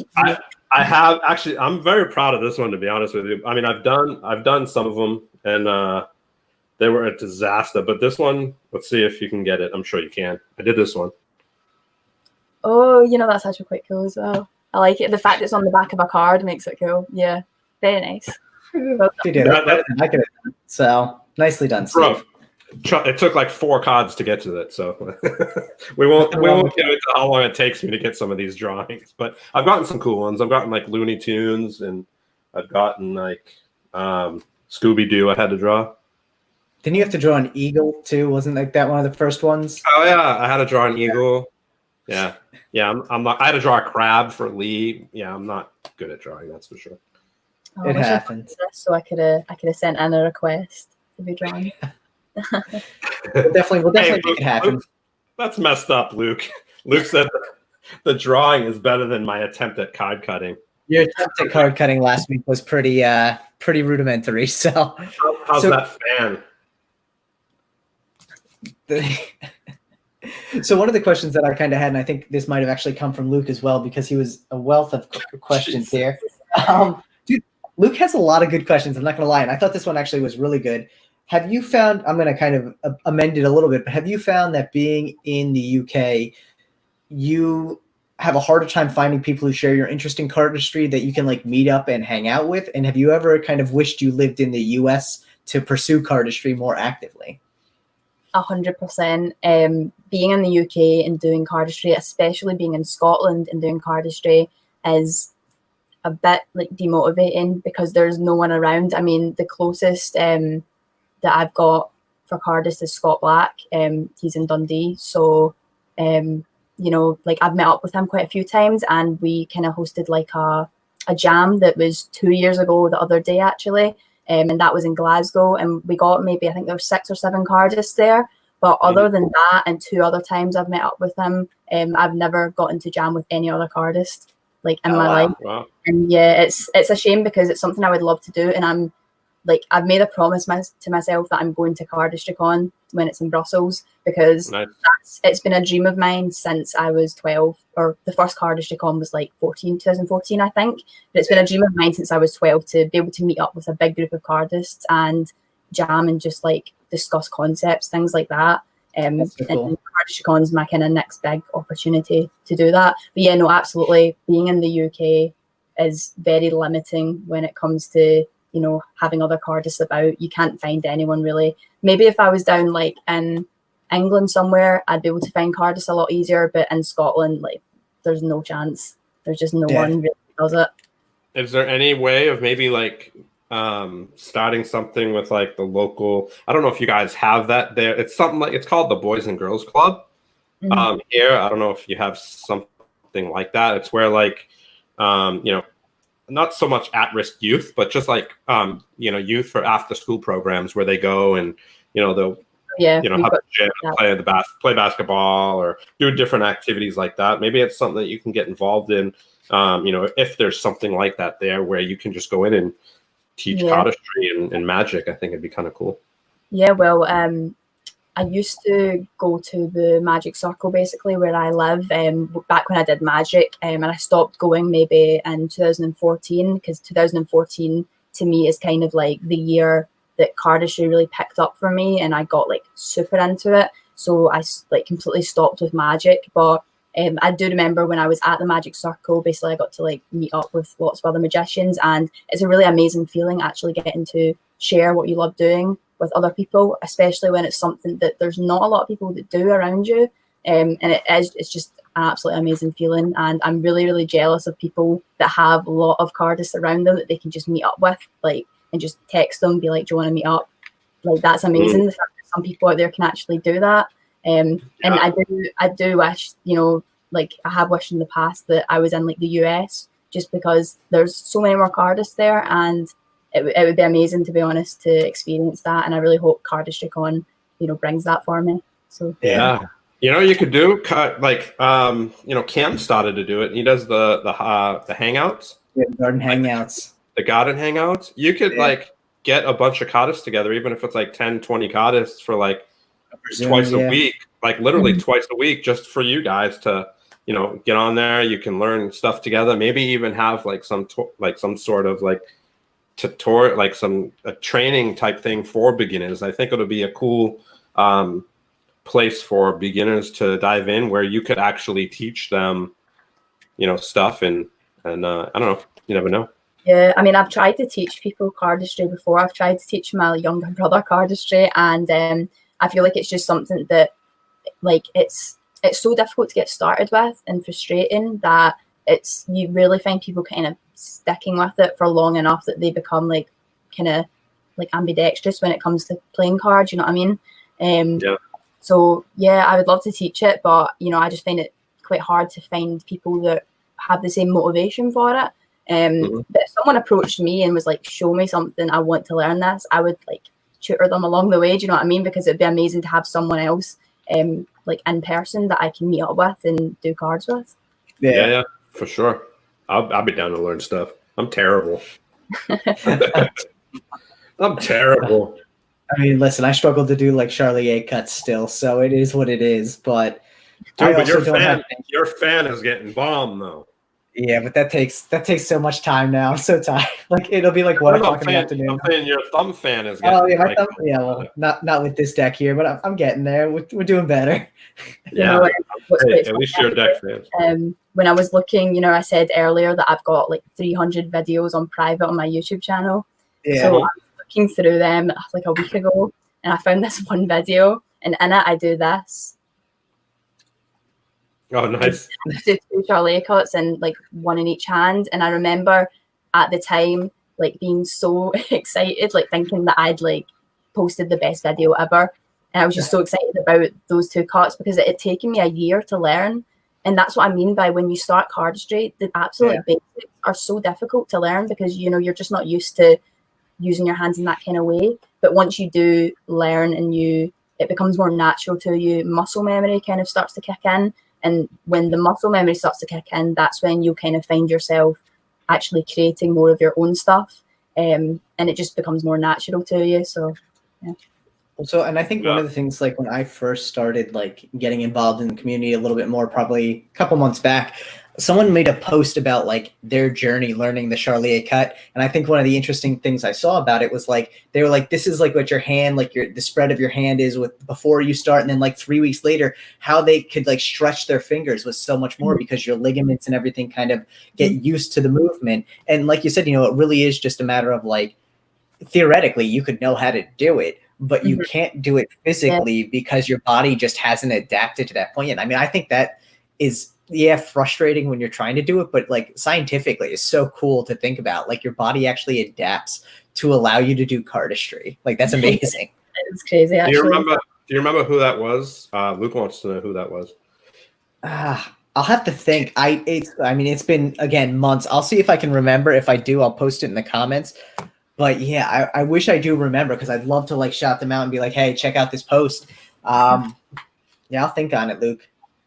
You know what I think would be cool, Katie, is because we don't see it very often. It would be really cool if you kind of like release some of those videos to show your progression. Maybe like, because and who was it that we were talking to? Maybe it was our Cardistry corner coming up. But we were talking to her, and she was talking about, not many people do videos of their progression. They do it when it's rock solid. And I think that's very discouraging for people like, even like myself, who I'm just trying to find a video that, can explain it a little better or whatever, or can just go through the frustration with me, you know, and I think it'd be cool to see those earlier videos, you know, showing that, you know, yeah, now you're crushing it doing these different isolations and stuff like that. But when you look back at your other ones, it'd be cool to see you just do this, you know, you're Charlie. Definitely would be interesting to like show kind of people the progression and kind of where I started. I feel like that'd be motivating for other people. I feel like some cardists would be really reluctant to show like really old videos. But to be honest, you shouldn't take cardistry too seriously to the point where you're scared to show any flaw, because it's just a bit of fun at the end of the day. Do you know what I mean? So I'd be completely open to, you know, putting some of those videos on unlisted and, you know, linking them on my Instagram and allowing other people to see, because it's honestly amazing, because you can, it's not just the progression within cardistry you can see in the videos, it's everything. It's like the editing, just the way that I present the video, the creativity behind it. It's amazing to see the progression, and I'll never ever delete those videos just because they mean so much to me. Without them, I would have no kind of physical evidence of where I came from and where I started. So yeah, no, I definitely consider, you know, posting the links and seeing if anyone else is interested in seeing. That'd be cool. Yeah, Tyler and I have a library just like yours. It's actually one video, and it's our very first video with Ruth, and our audio was so our audio was trash. So bad. It just couldn't be. It can't be used. So it's kind of it was equated to like noise torture. So we had to mark it private. It was such a bummer. But Bob has a good idea. He said you can make a reaction video to your old videos. That's a really good idea. You know, I might I'm gonna do that. I think, you know. There you go. That's a good idea. Videos. You could do like kind of like the Chris Ramsey. He does those reaction videos. That'd be interesting, actually. Well, I think it's always, you know, like you said, it has so much meaning to you to be able to see those. I think, you know, sometimes when you do get frustrated and you feel like you're not making progress, to be able to go back and be like, oh my God, that's where I was, you know, 6 months ago, a year ago, 3 years ago, and to see how far you've come. I think it's humbling in a sense that probably helps you release some of that frustration, which is good. No, it's super motivating to see the progression, definitely. You know, I would recommend anyone that's starting out cardistry now, log your progress. Like a lot of those videos that I've got on private are just they're not like edited, if you know what I mean. They're just a solid video of me practicing a particular move that I was trying at the time. Log your progress, and then you will see how far you've actually came. You might feel like you're not making much of a progress, but when you look back at those videos, you'll be like, oh, actually, I've came quite far, and that will motivate you to keep going, because you'll be really proud of yourself for doing that. So yeah, definitely log it. Yeah. Do you see the same in your art as well? Like when you look back at your old artwork and you look now and you're like, oh my God, I can't believe I created that. With my art, even more so than my cardistry, to be honest, just because there's such a contrast between my art now and back, like what we'll say when I was like 5 or 6. It's honestly, the difference is crazy. But also I was just painting and drawing Pokemon back then, and it wasn't anything meaningful. Now I actually, like, the paintings have meaning. And, you know, there's a thought process behind them, which makes them so much more important to me.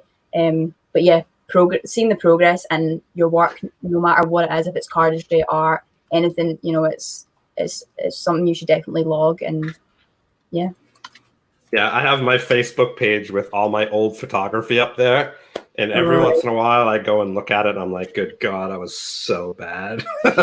It's so like funny looking it up and just seeing like the edits I used to do that was like really popular back then, like sepia was really cool.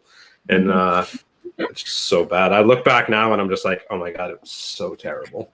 Yeah. So I'm the exact same.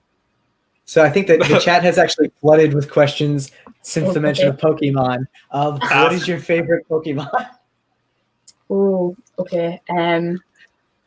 So when I was younger, my favorite Pokemon was this wee guy called Tyrone, and he did like karate or something like that, or taekwondo. He was really cool. I liked him a lot.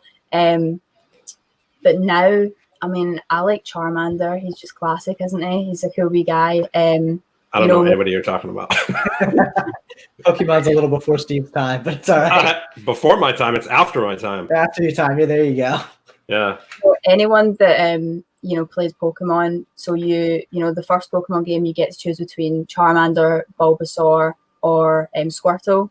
I'm interested to know what everyone chose, because I always chose Charmander, like always. And I think that's the best choice. But if you think different, then like leave a comment, because I'm actually interested to know what everyone chose. You're like, I chose Charmander, so if anybody else chose anything different, screw you. Yeah, you're wrong. Fight me in the comments. Have you seen the deck by Eclipse, the new Eclipse deck, which is on Kickstarter right now? What does it look like? Refresh my memory. It looks like a Pokeball. Yeah, it looks like a black and white Pokeball. No, I'm not seen it then. But like, is it inspired by Pokemon, or is I it don't just think so. It just kind of inadvertently kind of looks like a Pokeball. We'll send you their IG after this too, because it's honestly like it's an interesting deck, but the first thing I see when I look at it is like a black and white Pokeball. So Luke said he went with Bulbasaur, then realized it sucks, so he restarted and went with Charmander. Yeah, exactly. Bulbasaur looks like he's quite cool, but he really sucks. Don't go with Bulbasaur. Bad choice. It's always got Charmander. There you go. Some sage advice. So I know one of the other questions, and this is a random one from Jamie in here, but he dropped a good question. He was just like, what kind of like, and I actually think there's a good question in here. What sort of music do you personally enjoy, but do you find that you use music outside of what your personal kind of taste is when you do some of your video editing? So the music that I listen to kind of outside of Cardistry is completely different than like when I'm practicing Cardistry. For my video, the music I've got in my videos is quite similar to the music I listen to when I'm doing Cardistry. It's hard to pinpoint like a specific kind of genre because it's quite varied. But anything with like a good beat or a good rhythm, just it kind of needs to flow with the Cardistry. That really helps me build up a flow and keep my Cardistry consistent. I think listening to music definitely helps with practicing Cardistry. Somehow it stops me from dropping the cards as much because I get into a rhythm with music. If anyone is like interested in kind of what I listen to while doing Cardistry or my videos, I have a playlist on Spotify. It's just called 52. So if you just type in my name, Katie Morris, obviously, on Spotify, and 52, it should be on public. You can look through that. There's like 200 songs or something on it. There's another one called Beats, and that's really good. It's got some like amazing like songs, but just don't steal any because I'm planning on using a lot of them for my video. So we'll link to those in the comments too, so you guys can check those out. Yeah, and I'm so bad with with the audio on my phone. It's always like turned down and on vibrate. So I honestly never hear the music that anybody puts in any of their videos. I literally just open it and look at what they're doing, and I'm like, oh, that's so dope. I never hear anybody's music other than Shano's. I think I think music and like my videos is really like an important part of the video because I edit the video to match the music, and like if there's like a specific beat, I'll have the screen zoom in a bit, and it just all works together. I think without the music, the video just doesn't kind of look right. Do you know what I mean? So turn on the music next time you're watching one of my videos. I will. I will definitely do that. The other day was phenomenal with the music. I mean, the music, I love the music to it, but I thought I picked up on a lot of those, like the zooms and the cuts and the transitions that kind of timed with the music. It looked so fluid, which was cool. So yeah, I really loved how that video turned out in terms of the editing. It just really worked well. And originally I was using a completely different song, and I was watching it back, and I was like, something about this just isn't right. So I was like, I'm going to try change the song and see what happens. And then I found that song that I actually ended up using, and I was like, that it instantly makes the video just come together so much more fluidly. So yeah, music is a really important part actually when it comes to making a Cardistry video. Wrong song, 100%. Your video. 100%. I'm just like, I obviously should listen to the music as well. I'll start doing that. Yeah, definitely. I would recommend. At least for Katie's videos. Yeah, at least for your video. I can't do that for everybody's video because a lot of people put trashy music, like just terrible music. But, I will definitely do that next video. I'll go back and watch your video with the sound on. Do you have any other videos planned and when they're dropping, or? I have 2 collabs that are in the making. One of them is with another cardist that's well known for isolations.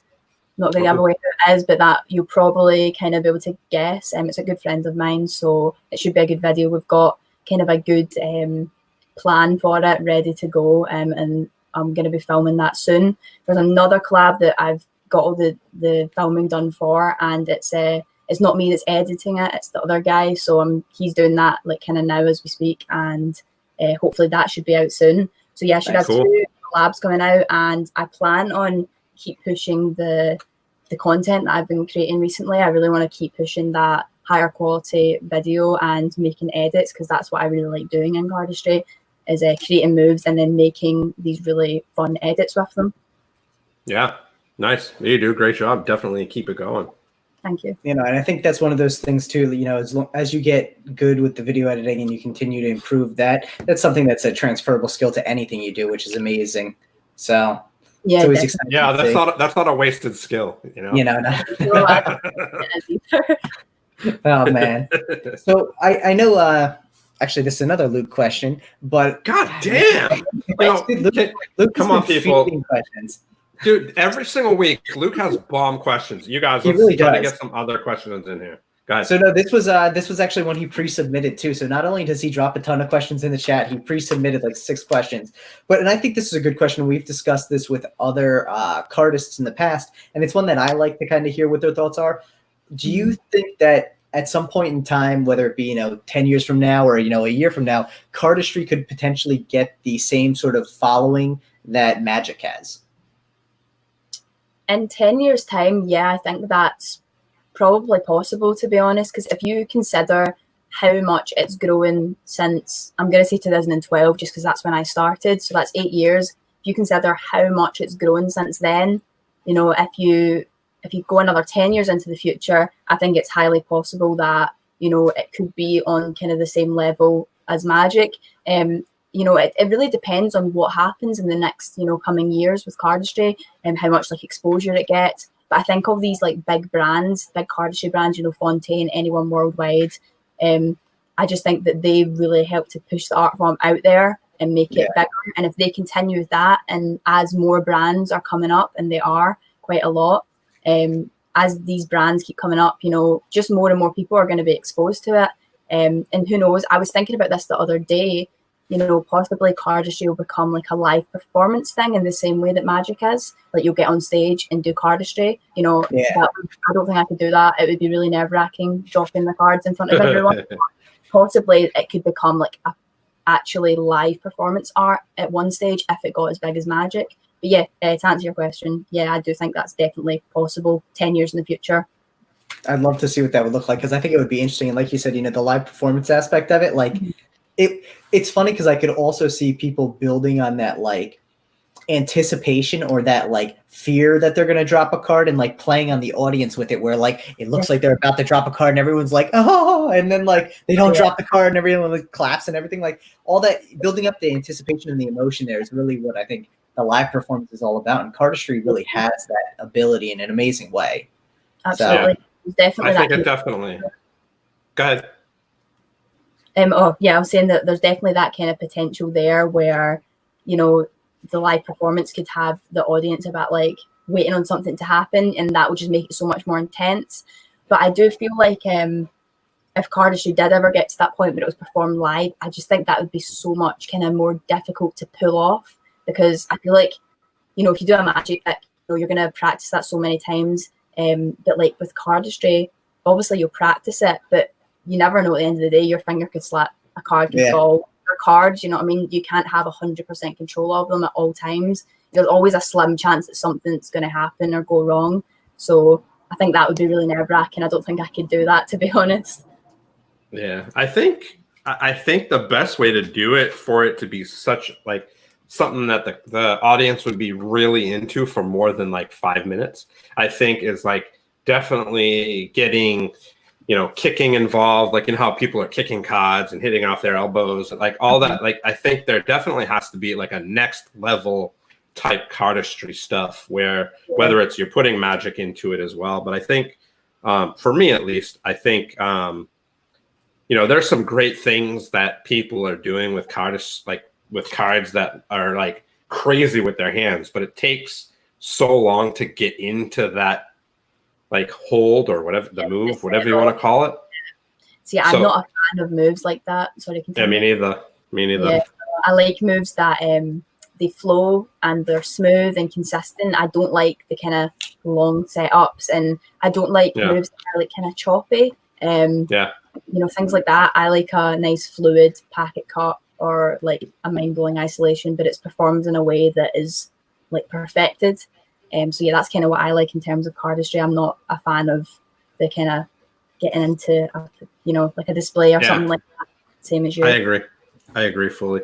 Bob said live performances are hard, and it's funny because like a lot of times we only see the finished product on TV, right? And ECAT was actually talking about this when we had her on. She said that her Fool Us performance, her Fool Us performance was a disaster, you know. And I went back and watched it, and it looked perfect, you know. But the story they shot, you would never know. It just didn't go the way it was supposed to. Like, you know, Allison lost the balloon. Like it was a disaster. She said. But when you watch the video, you're like, oh, that looked perfect.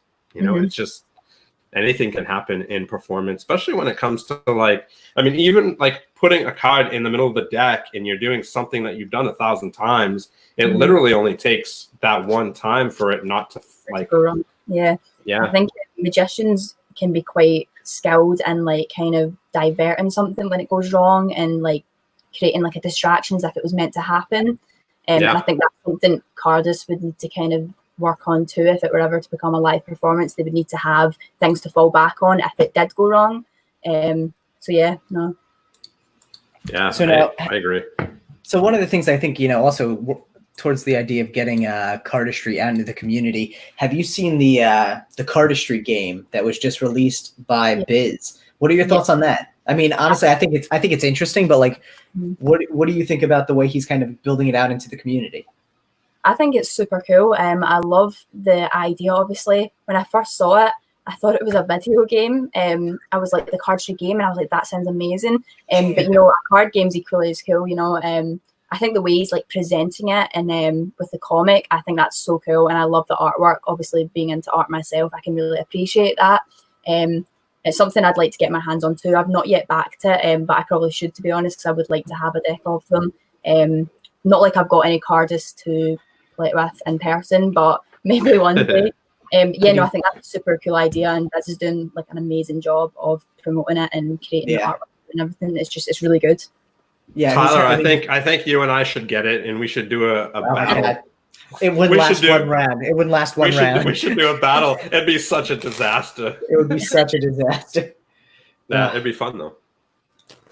It would be something. We'll just leave it at that. It would be something. But I think it'll be amazing. Fun.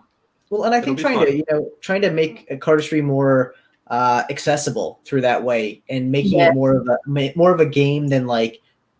I mean, obviously it's skill based either way as a game, but like making it more like interesting in that sense so that people who have never seen it before can maybe stumble across it and be like, oh, I'm going to learn this, or I want to get better at this game. I think it's such a neat idea.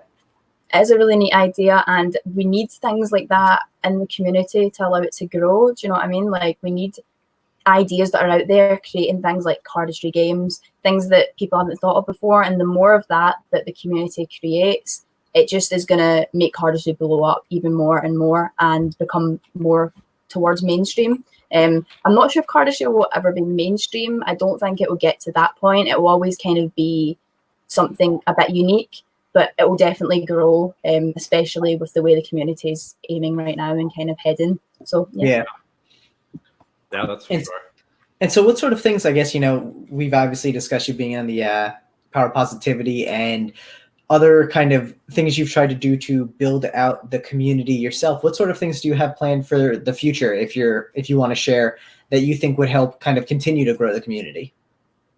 Well, I think also I've got like a few decks planned, but that's not exactly going to like grow the community. I don't actually have much planned in terms of like kind of branching out. Hopefully I'd get a few more kind of features like Power of Positivity. You know, if I could do something else like that, that would be really cool, and I'd definitely be up for it.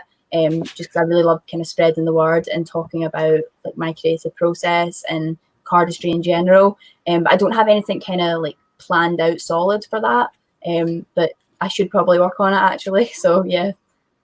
So, and you kind of touched on it there, and I think we've kind of touched on it a little bit throughout the show, but like, what really is your creative process? How do you go from, obviously, other than when you have dreams about this, how do you go from an idea to the final product that you think really is finished? So, like, I don't think I have a like step-by-step process that I go through. It's more like I do kind of like obviously sit down with a deck of cards and just play around with them for a few hours until I kind of come up with an idea I like, and then over the coming weeks after that, I'll develop on it and just keep working on it until I've got something I really love.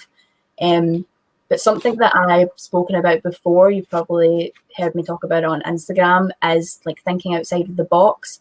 And I always say to think outside of the box, you need to know what's inside it first. And kind of what I mean by that is that a lot of people, when they try and think creatively or think of creativity, they'll be like, okay, I need to think outside of the box. But you don't. If you consider what's inside the box first, so you've got all your basics, you can then like rule them out and tell yourself that you can't use any of the basics, and it kind of like forces your mind to think even more creatively than you would have in the first place, if that makes sense. Hopefully it does. Yeah, that definitely does. Yeah, it may not work for everyone, but that's just kind of how my mind works, and that really helps for me. So don't jump straight out and try and be creative. Think of the basics first, and just rule them out, and then you can kind of look at the grand scheme of things. I mean, in the grand scheme of things, really, there is no box. You know, your creativity is limitless, and you can create anything you want. But just there's a box in terms of like when people think of creativity, they think of thinking outside the box. So that's kind of what I mean. But yeah, hopefully that makes sense. Might be a bit confusing, but that's kind of how my mind works. I definitely think that makes sense. I think obviously people do, and I think also what you're saying with not allowing yourself to use what lives inside the box, a lot of times those can become kind of crutches for the creativity. So you're not challenging yourself as much as you could, because you can use a simpler move to fit this together and tie it all together, but really forcing yourself to get outside of what makes you comfortable is how anybody grows. So yeah, that makes sense for sure. Yeah, that's absolutely what I mean by that. It's so easy to just go with the obvious option and be a bit lazy with it. It's so easy. I've done it before myself with cardistry, but you need to like tell yourself that you can't do that. And by doing that, you will end up coming up with a much better, more creative outcome and like final move. So yeah, I would definitely recommend, if anyone is looking to get a bit more creative, think inside the box before you go outside. If it doesn't work for you, then that's fair enough. I'm assuming it doesn't work for everyone, but personally, that's what I do, and it really, really helps with me. So yeah. Nice. So Luke also said that you need to coin that as your tagline there, the whole think outside the box. Don't use what's inside the box, which I think it's an interesting idea. So yeah, someone like quoted me on that and posted it on their story the other day on Instagram. So maybe it'll be a thing, Yeah. It's always good to have some branding. It's like the whole process of like any martial art. There's a reason why a black belt is a black belt, is because they've gone through all those uncomfortable positions, and they've tried everything, and they've kind of perfected those things that they were bad at, and obviously everybody's going to have what they are good at, and it's not like we can't just keep trying to get better at those things, but I think that's key. Like what you said is great advice. I think that'll definitely help us get better, Yep, absolutely. Yeah. So Cards against. Sorry, I was just reading. Cardist. Yeah, it was a play on Cards Against Humanity, but I thought it was an interesting one. So that being said, actually, I have two other questions that I came up. I literally forgot about this question like 20 minutes ago, so I'm glad it came back to me. If there was any brand within, playing cards, doesn't necessarily have to be a cardistry brand, but is there any brand that you would like really love to do a collaboration with? Ooh, that's interesting. Don't say Luke Wadey. Yeah, please don't blow up Luke's head any more than it has tonight. But if it is Luke Wadey, feel free to message him. Trying to think. I mean, I feel like I can't really think of any off the top of my head, to be honest. There probably are some out there. I feel like that's so kind of far ahead in the future for me that I've not even thought about it myself yet, if you know what I mean. It's something that I would absolutely love to do, like collab with a brand or a business or something. But to me, that feels like quite, you know, far out there still. I'm not really near that point. But no, if it comes to my mind, I'll let you know. There definitely will be some out there that I can think of. It's just on the spot, I can't think of like a brand name right now, if you get me. Makes sense. Yeah. And the other question, go ahead, Steve. No, you ask yours and then I'll ask. I was gonna say the other question I had, and this I feel like it's kind of a basic one, but like actually a little bit of a two-part. What was like the first deck of cards that you got that actually like stuck with you? I mean, it could be a rider back, but like you've mentioned Tally-Ho's a couple times, so I'm assuming maybe a Tally-Ho deck. And then on top of that, what has become your favorite deck that you usually like to play with? So the first Cardistry deck that I ever got was the like first edition Verts. And I got it in like a set of, it was like I got the Verts deck, I got a David Blaine Split Spades, and I got a Fulton's Chinatown deck, all three of them. And I got it for like £25 back in 2015, I think it was. 2014 it would have been. So yeah, that was like one of my first actual Cardistry decks. And funny story, as soon as I got it, as you know, Scotland doesn't have great weather whatsoever. So I went outside with these cards, just opened them, and I dropped them in a puddle. And picked them up, and they were soaked, they were ruined. So little 14-year-old me was really upset, and I took to Facebook to rant about this, and I took a photo of the cards and I posted it and was like so sad, dropped them in a puddle. And Huron Lowe saw it, and he messaged me and was like, "Hey Katie, can I send you another deck of them?" And I was like, "Of course, go for it if you're offering." So he sent me one of the first editions and one of the spring summer 2015 editions, both signed, and I still have them to this day. I've not opened them, I've still got them. That's awesome. And so that was so nice of him. And you know, that made me feel like kind of closer to the community. The fact someone like kind of high up in the community was willing to do that for me, because I just dropped a deck of cards in a puddle and he obviously felt bad for me. That's awesome. So that was the first deck that I got, like cardistry wise. And a deck that kind of like I love that stuck with me. For a while, it was literally just the like Suckleback blue Tally-Ho's, because I use them all the time. But now, you know how the Echo playing cards, is it Lotus in Hand, I think? Yeah. I love them. They handle amazingly. I just think they look great for cardistry. So, you know, that's got to be probably my favourite cardistry deck. I also love the Anyone Worldwide dots. You know, they're, like I said before, you know, they're a bit basic for me, and just like the design's obviously so simple, but I think they're really effective with, you know, when you're filming your cardistry. I really love them for that reason. Yeah, I think that's... Oh, another deck is the Form playing cards from Dealer's Grip. Actually, I think that probably prefer that over the Anyone Worldwide dots, definitely. Because it's a really like kind of abstract artsy deck, so I feel like it just fits with me really well. Quite a lot of videos. I love the colours on them. So I'm gonna go for those, definitely. They're really nice. All right, That's nice. cool. No, I think those are some awesome deck choices. I was gonna ask, I mean, I don't know, I think you might have just answered it kind of. I was basically gonna say, you get thrown on an island and you have 5 decks to bring with you. Who knows how long you're going to be there for? What 5 decks do you bring? Yeah, so Form playing cards. Yep. The dots. Mm-hmm. I'll probably bring a Fontaine as well. Not sure what color. Maybe black, just because, you know, it's simple. Go for black Fontaines. Do these need to be decks that I've got personally? Because I'm listing Any up deck decks. you want. Any deck you want.